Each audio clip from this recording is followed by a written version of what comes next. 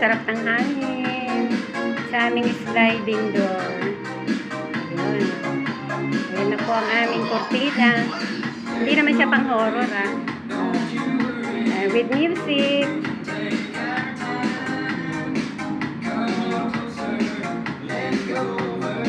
Tapos si Papa P, ay diyan kami namahinga kanina. Nagawa siya ng bangko. Siyempre, ang aming comfort room. Maliwanag. Maliwanag pa naman kasi, kahit medyo makulimlim. Ang hina lang ng aming ilaw. Ayan. Ang aming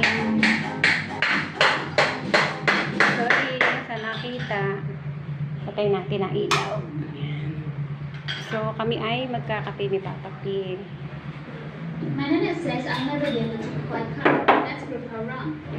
Nilagyan ko siya ng para maganda. Niikot siya naman.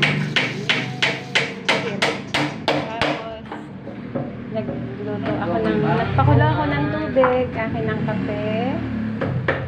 Kay Papa P ay Milo. Siyempre may konti kami stock. At siyempre kanin. So maya. At may mga pinggang kami, no? Kala mo maraming kakain pero wala.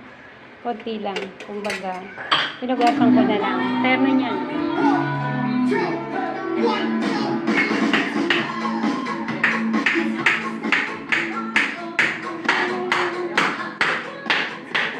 Pa, mag-Milo ka na.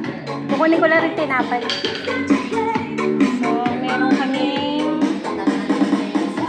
kalahi at saka may isa pang pandiko.